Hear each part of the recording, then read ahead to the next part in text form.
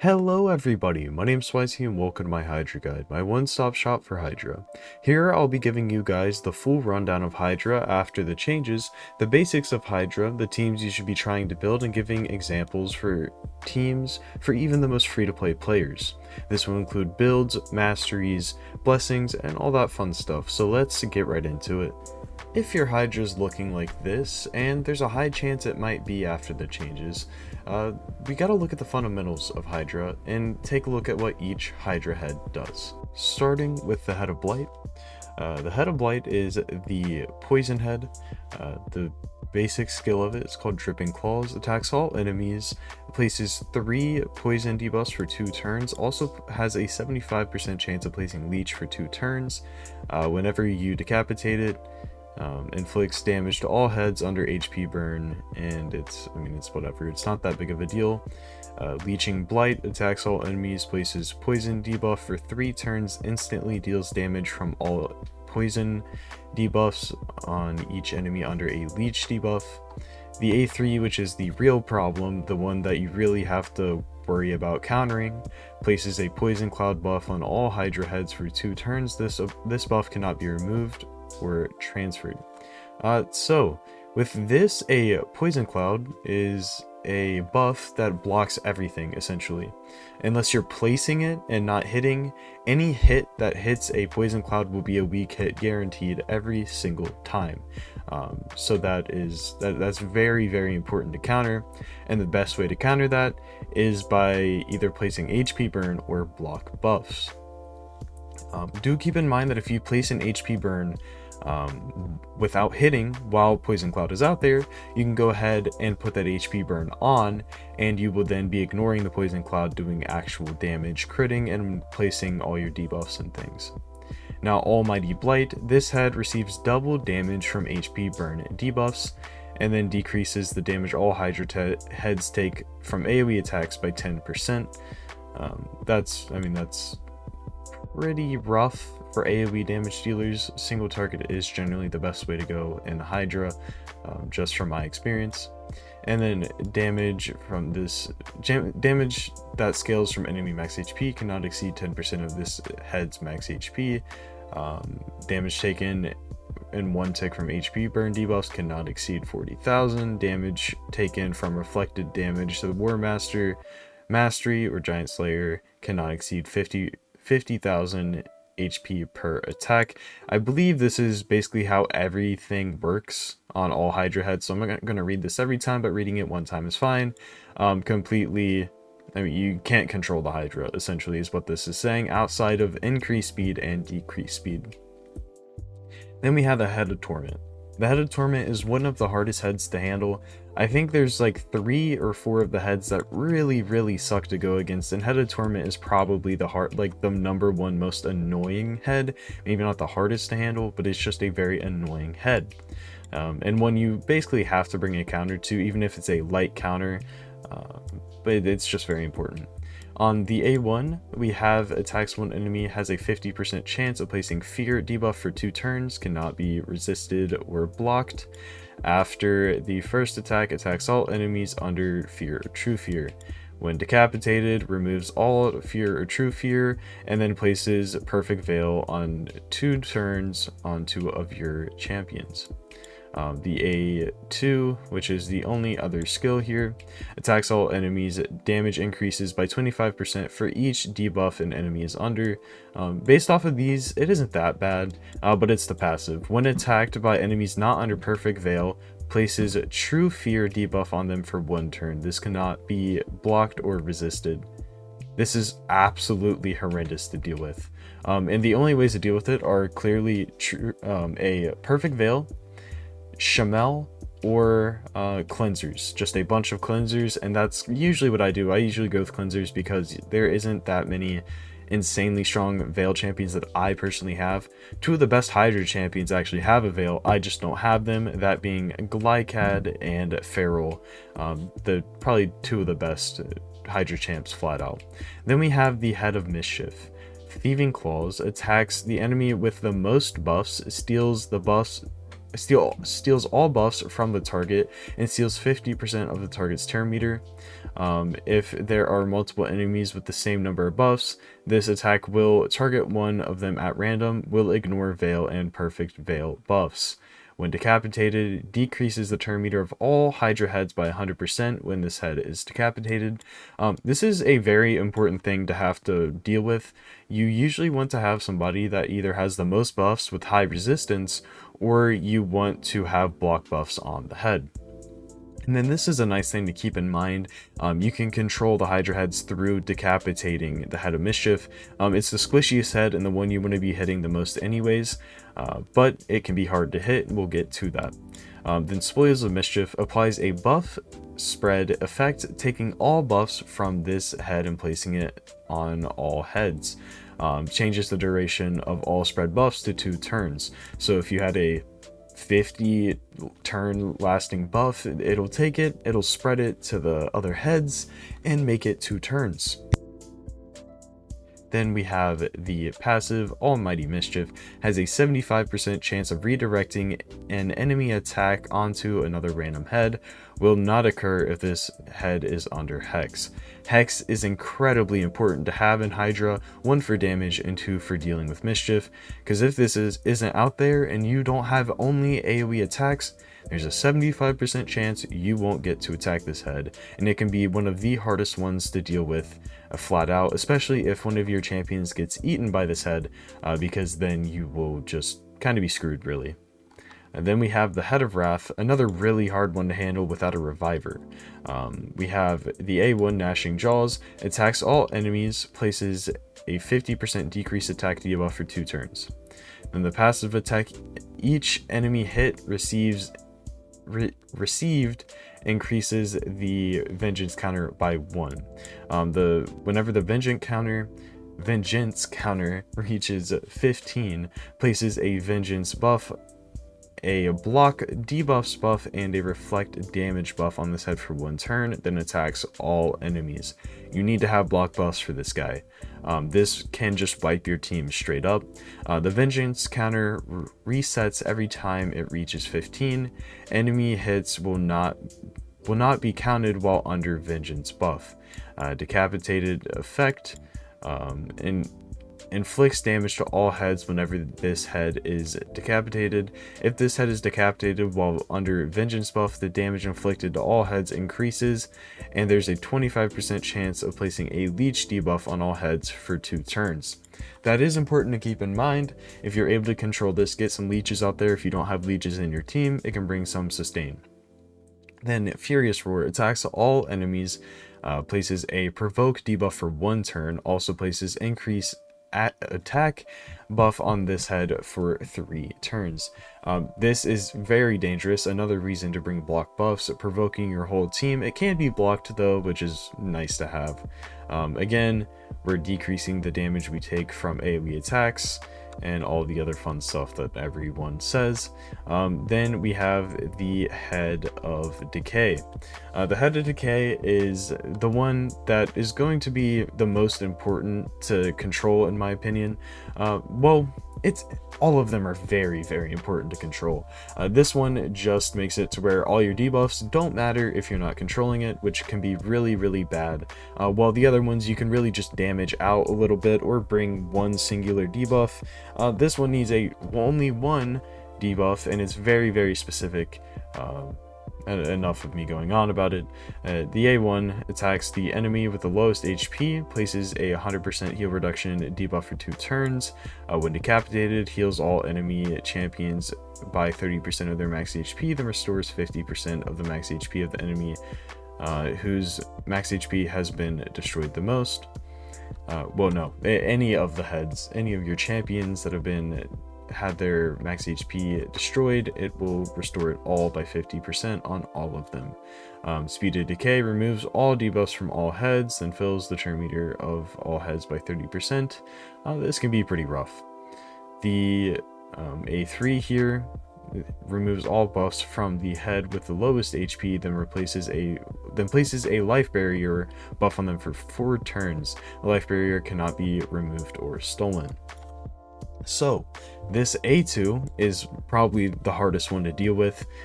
Removing all debuffs from all heads, then filling their turn meter by 30%, this can be a run ender. So unless you have a way to control it, or you have a good cycle going on where after this happens you can get all your debuffs back off, you really need to have somebody in Provoke. And then the A3 here isn't too bad. The biggest issue is going to be when somebody who just ate your champion then gets the life barrier, and now they're basically invincible and your run ends. Then Almighty Decay, whenever an enemy champion is healed, destroys their max HP by 15% up to 25% of their max HP. And then this head can be provoked, which is the way to counter it, the only way to counter it. It's very important to have some form of provoke somewhere in your team, even if it isn't every single time the head of decay is up. Having it sometimes will make it a lot better. Now the head of suffering crippling claws attacks all enemies, places a 25% weaken. This cannot be resisted, will not place weaken if enemies are on strengthen buffs. And then when decapitated, place a shield buff on all enemies for 2 turns equal to 30% of their max HP whenever this head's decapitated. Thirst of Pain, the A2, places a 50% ally protection buff on all heads except this one for 2 turns, then places a 30% reflect damage buff on this head for 2 turns, also places provoke debuff for 1 turn on the enemy with the highest crit damage. Pretty rough, another reason to have block buffs. As you can see throughout this entire thing, the #1 most important thing to have is block buffs. It's just, there's no other way around it. You absolutely need it to do well inside of Hydra. Then the A3 attacks one enemy, places a pain link debuff for 3 turns, then grants this head an extra turn, essentially resetting the cooldown of everything by 1 turn by having that extra turn can be pretty rough. And then Almighty Suffering, the passive, increases the resistance of all ally heads by 50%, and then also decreases the damage all Hydra heads take from AoE attacks by 30%. So essentially, guys, you wanna try to have some single target, because almost all heads, and I think every single head actually, is going to be decreasing your AoE damage by some amount, usually 10%, but then Suffering will bring in the 30%. Alright guys, so we're going to be taking a look at some champions now that we know what the Hydra heads do. We're going to be taking a look at 3 of the different categories that I'd really be looking for, starting with block buffs. So block buffs is the most important thing to go after, and I think there's quite a few champions that really stand out, but I'm going to be looking at a decently free-to-play option. I'm going to be looking at a mid-tier option, then a very high-spend option, I guess. First being Ugo. Ugo is one of the best block buffers in general, and she's also the most accessible besides like Wukong or somebody. On her A2, we get a block buffs and decreased defense on a 3 turn, as well as a cleanse on the A3. Pretty fantastic there. Now, the mid-tier option is going to be Othorion. He wasn't a guaranteed. He is also magic affinity, so no void there. And he's probably the best one outside of Feral. Feral not showing up here, simply because he's just straight up the best, and not too many people have him. I guess we're gonna go look at him real quick. He has the perfect veil, the block buffs, and then he has an insane passive, but just keep that in mind, he is the best. But I do want to look at Othorion because he could be a bit of everything. You can put him as your resistance tank, you could put him in provoke gear, hex gear, you could also put him in 9-piece slayer. A lot of damage, the decreased attack, the block buffs, the self buffage, the AoE A1 that doesn't trigger counterattacks is pretty cool, and then the passive that heals himself, pretty awesome. And then the spender option we're going to go with this time is going to be Supreme Gaelic. I say spender, but anybody could have him, it's just the least likely for people to have, I guess. On the A3, HP burn, block buffs, and decreased speed, as well as a healing passive, also activating those HP burns as well. Really fantastic stuff. I love myself some Supreme Gaelic. Now on to Torment control, and a guaranteed a little while ago. He's just one of the best. Like, if you just look at straight up Torment control, he's the best one, because he turns every fear and or true fear into a into turn meter. Solid champion there, and pretty accessible. The next one I want to look at is probably going to be Glycad, as he was recently in the 10x, and hopefully some of you guys got him. Not that 10x's are all that great, but he has shown up in quite a few things. He has some buffage for the whole team, a full team revive, increased accuracy, increased defense, and then the perfect veil with increased attack and turn meter fill, as well as extra damage on his passive. I'd say he's the best person outside of Feral for Torment control. Feral's just doing everything, guys. I guess he's just getting his own tier. He's in the Feral tier. He's absolutely insane, doing everything we need within his kit for at least these two places. So yeah, Glycad.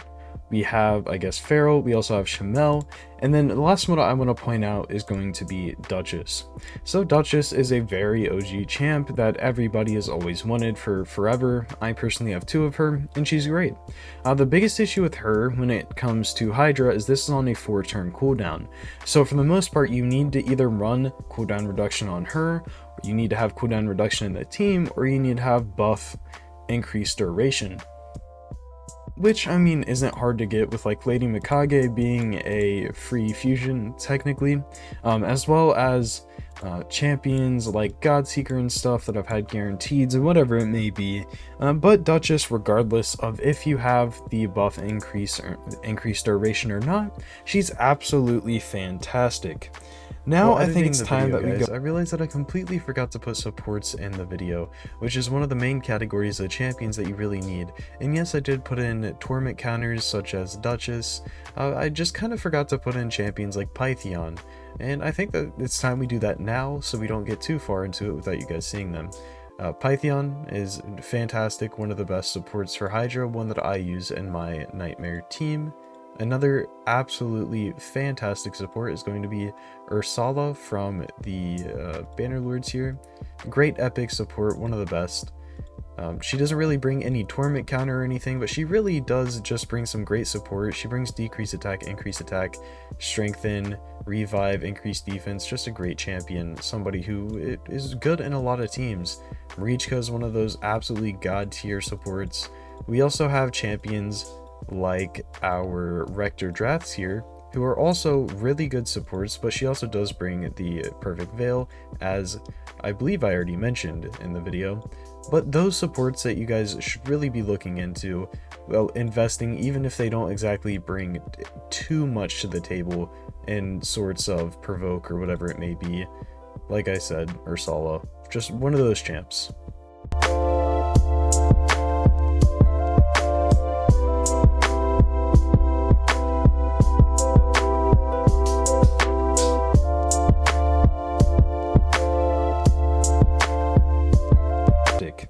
Now I think it's time that we go ahead and look at speed control. The first champion I'm going to look at is one that not many people talk about, but I think he's actually great for Hydra, and that's Seeker. So Seeker is epic magic affinity. Everybody uses him for clan boss, but he's actually good in Hydra. This A1 bringing a 50% chance of provoke on a double hitter, insanely strong, as well as this A2, which is technically a 2-turn cooldown, 30% turn meter fill, increase attack, and then increase defense on the passive. Not really a useful aura anywhere really. I mean, I don't think anybody even uses that in arena, but regardless, he's absolutely fantastic, and I think more people should look at using him in the Hydra. Next up is going to be Eostrid. So Eostrid was a fusion. I sadly didn't get her. She's one of the better Hydra fusions we've ever had. But yeah, she is going to be bringing increased speed, increased attack, as well as decreased speed and weaken, which weaken is one of the harder debuffs to get for Hydra. So her bringing that is amazing. And then not a useful lead here, but a useful lead elsewhere, as well as some healing on this passive. Overall, amazing champion, tied for the highest base speed in the game. Love Eostrid, fantastic. I would love to pull her. And then the last person I really want to show here is going to be Padraig. wherever he is.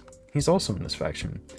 So Patrick was a guaranteed champion, but I think he should be highlighted. An honorable mention and one of the best is going to be Nekmothar, but I just wanted to mention Patrick here because he was a guaranteed champion.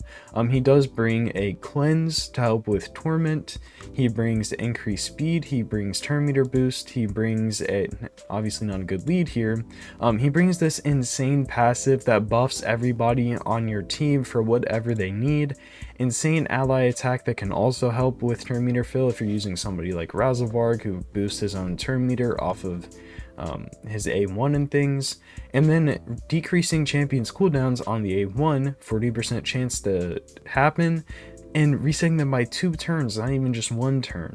Then we need decreased defense and or weaken, both very important things to pick up, and I'm just gonna shoot some stuff out here. First, Lydia, she's probably the most accessible one, fantastic champion, everybody knows what Lydia does, strengthen, increase speed, decrease defense, and weaken, absolutely fantastic. And then we also have Venus, never been in really anything that made her any extra accessible, but fantastic, decreased defense, weaken, HP burn, and then if you're running her with Cupidus, you also get that extra turn, and a buff strip actually, which is great. And then we also have Ugo plus Varl. So Ugo is going to be the champion we've already talked about, and then Varl is technically a free champion in the Doom Tower, pretty high up though, so that kind of sucks, but the weaken plus decrease attack on a 3-turn cooldown, really fantastic stuff. Then we also have people like Mishinaki pairing with Varl really well. Mishinaki, one of the best Hydra champs in the game. Then there's like Mishinaki with Newt. Then there's also Rian the Conjurer with Ugo. Rian being a completely free champion from normal Doom Tower with a buff strip plus a weaken, plus a revive here, and then a block buffs on the A1 with a 75% chance of happening. Really strong champion there, guys, and that combo absolutely fantastic. Then there's people like Dracomorph who is just placing this. You don't even actually have to hit on a 3-turn cooldown, decrease defense and weaken, really solid. And then finally the last one I'm going to point out is going to be Bellinor from the High Elves faction. So Bellinor, he got a buff a while ago. He decreased defense, weaken, and putting perfect veil on himself. We are going to need a Hex champion. Now, that can be any AoE, consistent AoE champion, or even somebody like Lydia, but if you're looking for just a straight up hexer, your best options are going to be Mithrala from doing Hydra. Fantastic, basically buffs you for whatever you need, cleanses you, shields, strengthens, insane champion here. We also have Mishinaki, as mentioned before, he's just one of the best, and he's also bringing that hex with a buff removal. That is insane. And then we have, if you were lucky enough to get RN Archer, she's the best one, flat out. One of the best champions for control in all of Hydra and in all of the game, really. Also bringing this decreased speed. I mean, if there's any champion to have for Hydra, it would be her, and sadly I missed out on her. Next up we have Tila, and it's the last one I'm going to be pointing out for this section. So Tila, she has her Leech, Hex, HP burn, continuous heals, very solid champion there. And then Provoke. So Provoke can be any of your speed control champions, preferably the AoE ones like Eostrid, like your Nekmos. Nekmo bringing the increased speed with decreased speed and Leech, and then AoE A1 and on the A2. So he's probably the best candidate when it comes to your speed controllers for being in Provoke. But then there's also champions, as mentioned before, like Seeker with that A1. Like Husk, also with his A1, and he's bringing the AoE max HP hit. And then there's also RN Archer, and Molly's a good option. Molly is a very OG champ that has a great 2-turn provoke on her A2, as well as bringing revive and some speed control off this passive. And yeah, I mean, that's the main provokers I'm going to be looking at, but of course there's more out there, and the provoke set is personally how I go about provoking. Then we have HP burn. HP burn helps with the poison cloud. It also helps with just doing some extra damage, and something that's nice to have. A few mentioned beforehand are going to be Venus, Tila. We also have the Supreme Gaelic I've already mentioned. And then there's also the there's Artak, which a lot of people have. There's a lot of HP burners in here actually. Pt.1, that was a free champion, a very, very fantastic champion that a lot of people use. And then there's also Skrank, somebody that I haven't mentioned yet, but he's a great damage dealer. He has a very solid HP burn heal here. I don't know if I said heal, but here. And then there is going to be somebody like Ninja, which everybody should have gotten recently. One of the best champions in the game when it comes to PvE content. He can be okay in PvP, but this A2 right here is insane for Hydra. And finally, we have the DPS section. Quite a few I've already mentioned because they fill multiple roles.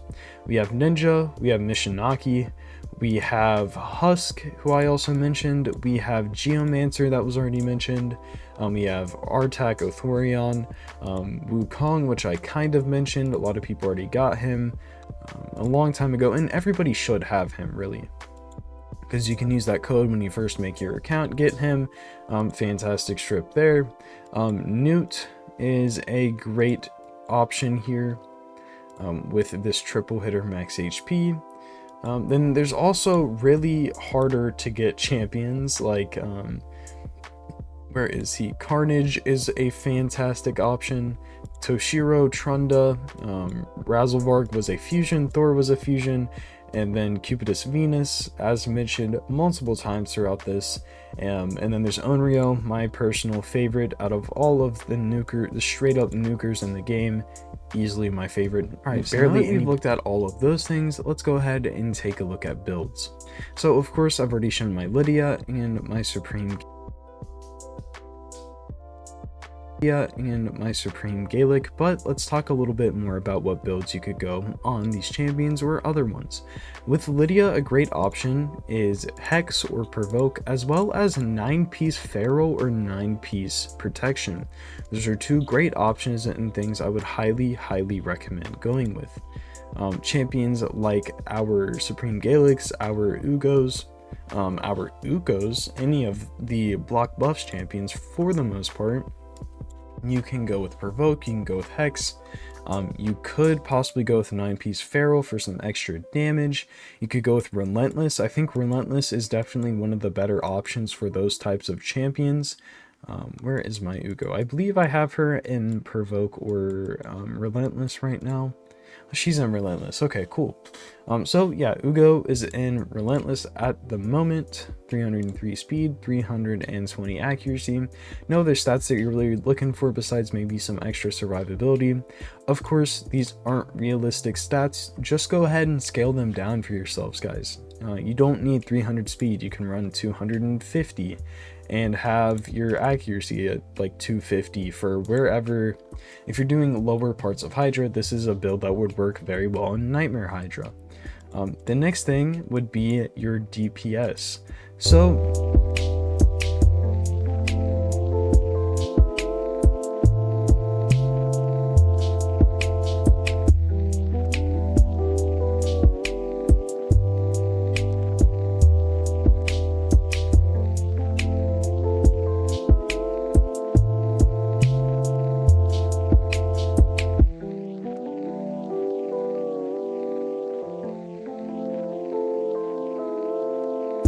So almost all of my Hydra damage dealers that I actually use are going to be in Merciless. Every single one of them is in Merciless because it's just simply the best set for Hydra damage dealers.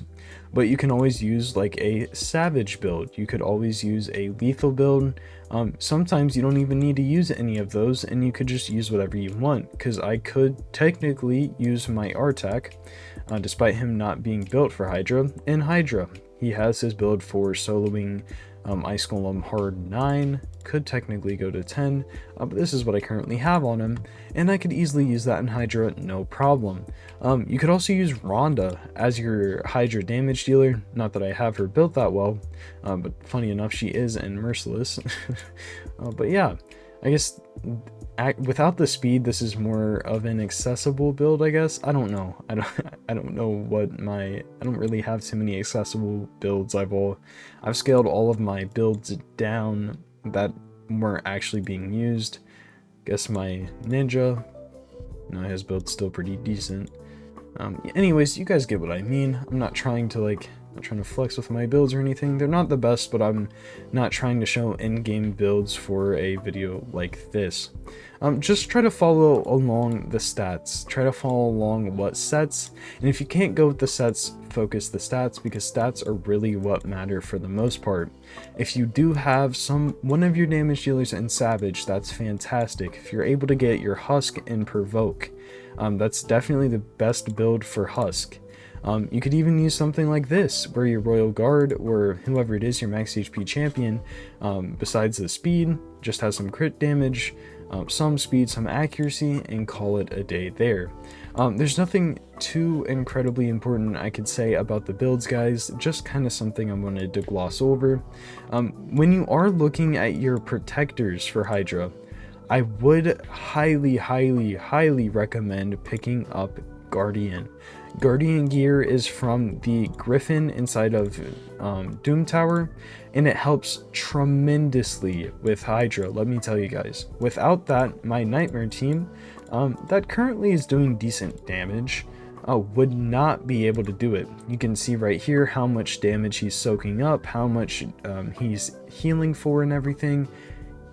That would not be able to happen without the Guardian set. Having somebody in Guardian set is very important. Lydia is actually a great option for that. As you can tell, Lydia is just one of the best champions for Hydra and for putting on different gear sets. She's so versatile and can really do whatever you want. So if you're struggling with Hydra, I highly encourage you guys to push your faction wars as hard as you can. It's so important. Alright everybody, that is going to be my all-in-one Hydra guide. Hopefully you've learned something from this video, and if you have, be sure to let me know down in the comments below. I do want to mention a few things before I close out here. A lot of the teams that I mentioned are not going to be auto-friendly. Hydra isn't a very auto-friendly place anymore, and it's going to be something that you're most likely going to have to manual. I would say the most full auto-friendly team I said here was this free-to-play endgame one, because Shamel, Lydia, Mithrala, and Razorvarg are all very auto-friendly champions, as well as Wukong, but Husk is not. And then teams like my Nightmare one here are going to be pretty not auto-friendly at all. When you're using those single target nukers, it makes it really hard to do auto, but that's just something I figured needed said now before somebody builds one of the teams I mentioned and says, hey, this didn't work for me.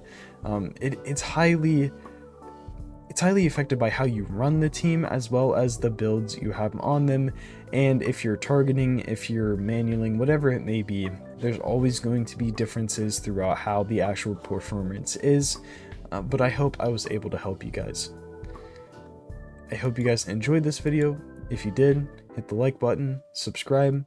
If you'd like any more help, if you'd like some account help from me personally, or if you'd just like to hang out with some awesome people, be sure to join my Discord. You can join through the link in the description down below.